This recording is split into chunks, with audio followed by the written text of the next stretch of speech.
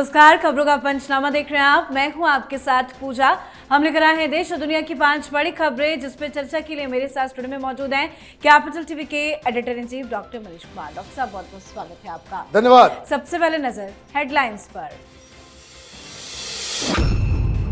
BJP की नई team और बड़े फेरबदल पर मंथन तेज। अमित शाह और नितिन नवीन की 3 घंटे तक चली मैराथन बैठक। बीएल संतोष भी रहे मौजूद। बदलाव की स्क्रिप्ट तैयार।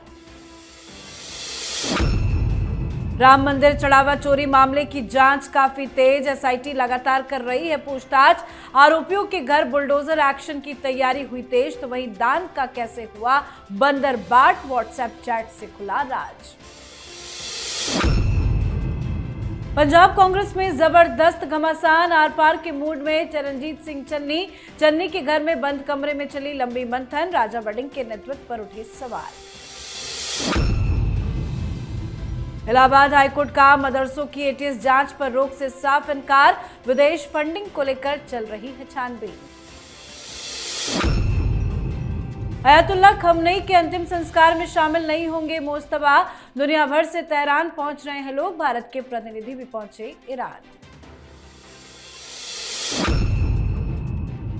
खबरों की शुरुआत में सबसे पहले बात नितिन नवीन की नई टीम की। बीजेपी अध्यक्ष नितिन नवीन की टीम का जल्द ही ऐलान हो सकता है।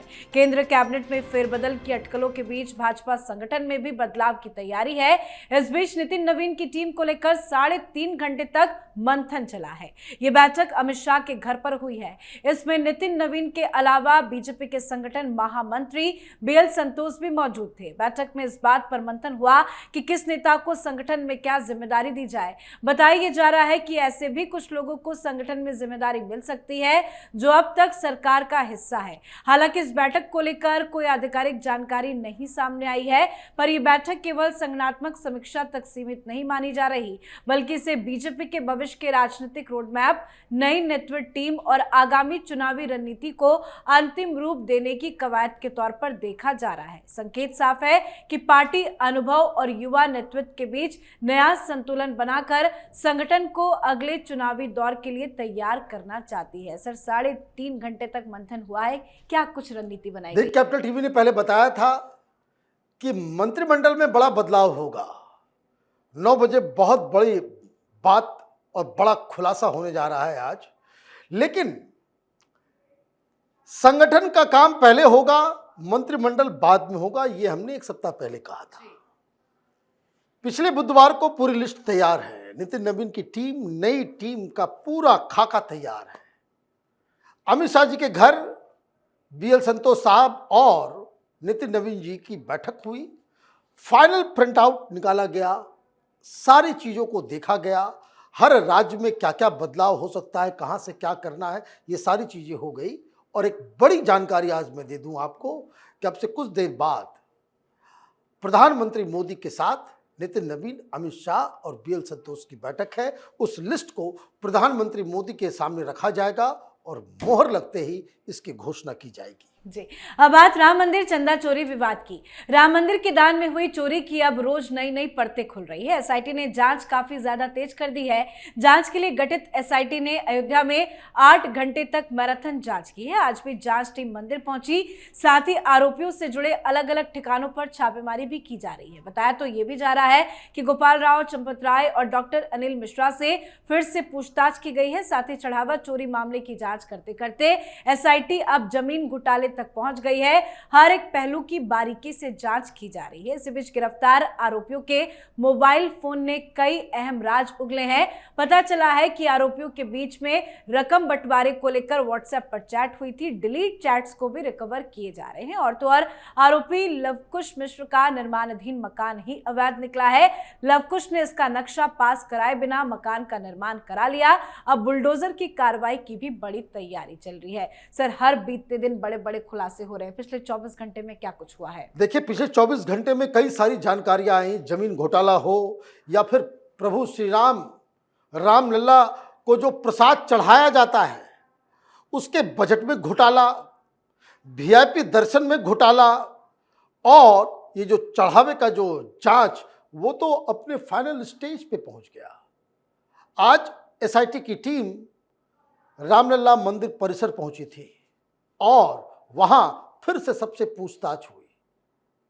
पूछताछ बहुत हो गई। अब now it's time to act.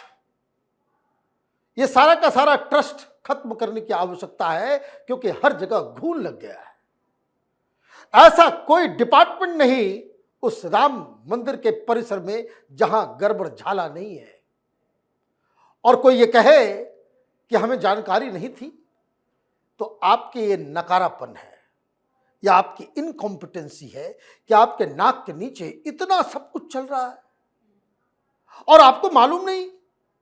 कैसे चलेगा ऐसे? विनय कटियार ने जानकारी दे दी, प्रधानमंत्री से बात हुई थी, और कहे कि भाई सबको जेल में डाला जाएगा, चंपत राय वगैरह सब, लेकिन उससे बवाल मच गया। सवाल ये उठ रहा है कि कौन लोग बचाना चाह रहे हैं। फिर उनको अपना बयान वापस लेना पड़ा कि नहीं नहीं नहीं, बात तो हुई, लेकिन हमने कभी नहीं कहा भाई चंपत राय जेल में जाएंगे। भाई क्यों नहीं जाएंगे जेल में? उनकी जिम्मेदारी है। ये तमाम लोग, वहां पे लोग अनिल मिश्रा को कमीशन खोर कह रहे हैं। हर चीज में वो कमीशन खा रहा था। और मैं आपको बताऊं कि बहुत सारे तो ऐसी ऐसी चीजें वहां के जो सोनार हैं, जांच का दायरा यहां तक जाना चाहिए। लोग जेवर जमा करते हैं, लोग दान में डालते हैं, सोना दान करते हैं, चांदी दान भाई ऐसा क्या हुआ है कि अयोध्या के जो सोना का धंधा और ये जो जेवरों का धंधा करने वाले लोग अचानक से 6 महीने में अमीर से अमीर होते चले जा रहे हैं? क्या लफड़ा चल रहा है? जितना ज्यादा विलंब होगा राजनीतिक तौर पे भारतीय जनता पार्टी को उतना ज्यादा नुकसान होगा। जी, अब बात कांग्रेस पार्टी में बड़ी टूट की। अगले साल होने वाले विधानसभा चुनाव से पहले पंजाब कांग्रेस में जबरदस्त घमासान मचा हुआ है। इस बीच पूर्व सीएम और लोकसभा सांसद चरणजीत सिंह चन्नी ने चमकौर साहिब में अपने खेमे के नेताओं के साथ बड़ी बैठक की है। बताया जा रहा है कि चरणजीत सिंह चन्नी अपने खेमे के नेताओं के साथ दिल्ली भी जाएंगे और शीर्ष नेतृत्व से मुलाकात करेंगे। चन्नी ने एक कमेटी भी बनाई है जो आलाकमान से बातचीत करेगी। इस कमेटी में खुद चरणजीत सिंह चन्नी, राणा गुरजीत, तृप्त राजेंद्र सिंह बाजवा, ओपी सोनी और भरत भूषण आशु शामिल है। चन्नी आलाकमान के सामने कहेंगे कि मौजूदा पंजाब कांग्रेस अध्यक्ष अमरिंदर सिंह राजा वडिंग मंजूर नहीं है, वडिंग की जगह किसी और को कमान दी जाए। बताया तो ये भी जा रहा है कि बैठक में चन्नी ने कहा है कि अगर ऐसा नहीं होता है तो मैं और मेरे खेमे के नेता घर बैठ जाएंगे। सर, ये तो खुली खुली चेतावनी है। अब क्या करेंगे राहुल गांधी? बताइए, फिर से वही है ढाक के 3 पात। पिछली बार भी इसी तरह से राहुल गांधी ने कांग्रेस पार्टी को बर्बाद कर दिया। अच्छी खासी सरकार चल रही थी, अमरिंदर सिंह सरकार चला रहे थे। आपको कहां से ये फितूर चढ़ा के भाई नवजोत सिंह सिद्धू उसको आपने बिठा दिया वहां अध्यक्ष बना करके, वो अलग। फिर चन्नी साहब को आप बुला करके ले आए, वो अलग। गुफअप हुआ, कांग्रेस पार्टी बर्बाद हो गई। अभी सारा माहौल है, कांग्रेस पार्टी जीत सकती है, हैंड्स डाउन जीत सकती है। वहां कांग्रेस के फेवर में माहौल है। लीजिए, शुरू हो गया। और सिर्फ यही शुरू नहीं हुआ, वो एक सांसद है रंधावा जी, वो दिल्ली में अमित शाह से मिल रहे हैं। मतलब ऑपरेशन लोटस होने जा रहा है क्या वहां? क्या वो ये बात करने आए थे कि भाई कांग्रेस का एक धड़ा, ये जो आम आदमी पार्टी का एक धड़ा और कांग्रेस पार्टी का एक धड़ा, वो सब क्या भारतीय जनता पार्टी में शामिल होने जा रहे हैं क्या? अजीबोगरीब स्थिति है। राहुल गांधी से राजनीति नहीं हो पा रही। आई एम सॉरी टू से दिस। गाना गा रहे हैं मनीष तिवारी जी। बताइए, इतने सीरियस लीडर वो ट्वीट कर रहे हैं के सरा सरा, अब जो होना है वो हो, है ना? बताइए, ये क्या चल रहा है? कांग्रेस पार्टी सुधर नहीं सकती। जहां जीत शर्तिया होती है वहां ये हार जाते हैं, और जहां हारना होता है वहां तो हारते ही हारते हैं। जी, चलिए बढ़ते हैं आगे। यूपी के मदरसों की फंडिंग को लेकर चल रही एटीएस की जांच जारी है। इलाहाबाद हाईकोर्ट ने जांच पर रोक लगाने से इनकार कर दिया है। जांच रोकने संबंधी याचिका खारिज करते हुए कोर्ट ने कहा कि जांच शुरू करना कोई दंडात्मक कार्रवाई नहीं है और संबंधित संस्थानों को जांच समिति के समक्ष अपना पक्ष रखने का पूरा अवसर मिलेगा। हाईकोर्ट ने अपने आदेश में यह भी कहा है कि राज्य सरकार को विभिन्न स्रोतों से प्राप्त इनपुट के आधार पर केवल याचिकाकर्ताओं के विरुद्ध नहीं बल्कि प्रदेश के करीब 4000 संस्थानों की जांच करवाई जा रही है। अदालत ने माना है कि जांच कानून के दायरे में है और इसे रोका नहीं जा सकता। दरअसल all India teachers association Madarise Arabia की ओर से इलाहाबाद हाईकोर्ट में मदरसों की फंडिंग को लेकर शुरू की गई जांच रोकने को लेकर अपील दाखिल की गई थी। कोर्ट ने दोनों पक्षों को सुनने के बाद टीचर्स एसोसिएशन की अपील को खारिज कर दिया है। सर, नो डाउट अपील को खारिज किया गया है, ये बहुत बड़ा झटका है, लेकिन हाईकोर्ट ने अपने फैसले में क्या कुछ कहा। देखिए, हाईकोर्ट ने तो साफ कर दिया भाई। देखिए, एक बड़ी बात है कि अगर फॉरेन फंडिंग आप ले रहे हो, जांच कराने में क्या दिक्कत है? किससे आ रहा है पैसा, कौन भेज रहा है? फॉरेन फंडिंग से हिंदुस्तान में काम करोगे और तुम उसका कोई जवाब नहीं दोगे? ये अब नहीं होगा। केंद्र ने एफसीआरए में कानून में बड़ा बदलाव, बहुत बड़ा बदलाव, ये जो लव जिहाद, ये कन्वर्जन, ये अलग अलग तरीके से जो एंटी इंडिया प्रोपेगेंडा करने वाले लोग, ये सब विदेशी फंडिंग। हिसाब नहीं दोगे? क्यों नहीं दोगे? तो योगी सरकार ने कहा कि जो मदरसे जो बाहर से पैसे लेकर के आते हैं उसका हिसाब किताब देना होगा। ये लोग भाग गए। अगर आपके मन में चोर नहीं है तो आप क्यों गए कोर्ट में कि नहीं हो सकता? तो हाईकोर्ट ने आज ने कहा कि भाई इसको ही नहीं, 4000 संस्थानों हैं वहां पे, 4000 इंस्टीट्यूशन है जो बाहर से पैसा आता है, सबको चेक करो। बिल्कुल सही है, सबका चेक होना चाहिए।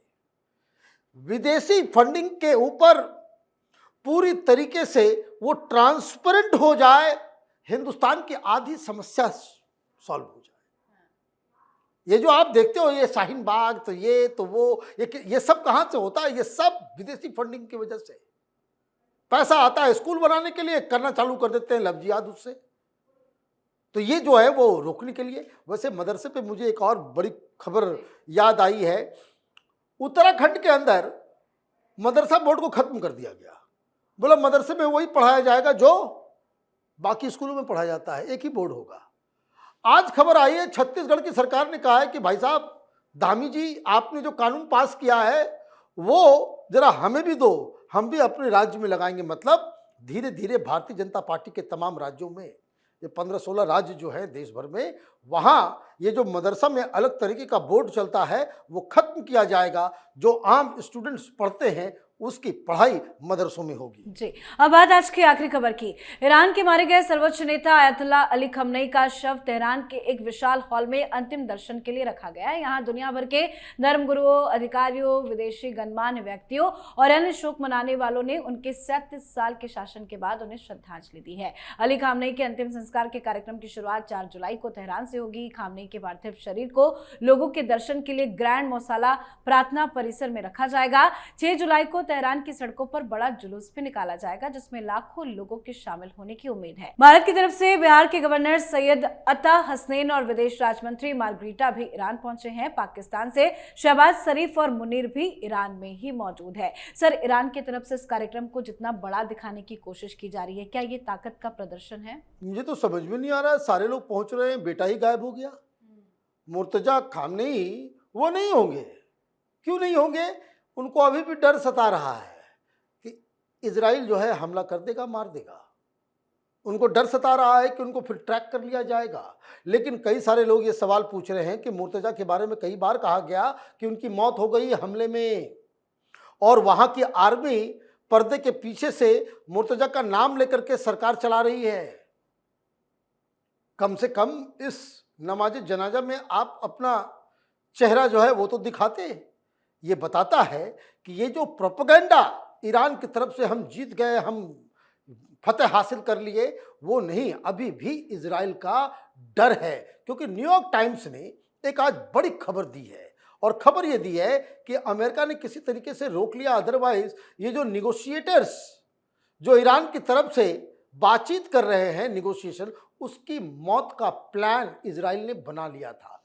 इजराइल पीछे हटने वाला नहीं है, छोड़ने वाला नहीं है, और इसलिए वो जो शांति प्रयास किए जा रहे हैं उसका वो विरोध भी कर रहा है। रही बात खामनेई के अंतिम संस्कार की, तो देश भर से, दुनिया भर से लोगों को बुलाया गया है। हिंदुस्तान में बड़ी चर्चा थी कि मोदी जी साहब को बुलाया गया है, तो विपक्ष बड़ा नाराज, मायूस हो गया था कि भाई ऐसा कैसे हो गया, मोदी को ही बुला लिया। मोदी जी ने मना किया, लेकिन फिर भी 2 प्रतिनिधि गए हैं। आज खबर ये आई कि बीजेपी के नकवी साहब को भी वहां बुलाया गया है, वो भी जाएंगे। खड़गे साहब को भी बुलाया गया, कांग्रेस के पवन खेड़ा को भी, और अच्छी पहचान है उनको ईरानियंस की, है ना, तो पवन खेड़ा को भी बुलाया गया। तो सारे लोग जा रहे हैं, लेकिन जो मुर्तजा खामनेई का जो एब्सेंस है वो ईरान की बहुत सारी कमजोरियों को एक्सपोज कर रहा है। जी, बहुत बहुत धन्यवाद समझाने के लिए। धन्यवाद। तो खबरों का पंचनामा में आज के लिए फिलहाल इतना ही। देश विदेश की बाकी खबरों और उनके सटीक एनालिसिस के लिए देखते रहिए कैपिटल टीवी। हमें लाइक कीजिए, शेयर कीजिए और कैपिटल टीवी को सब्सक्राइब कीजिए। नमस्कार।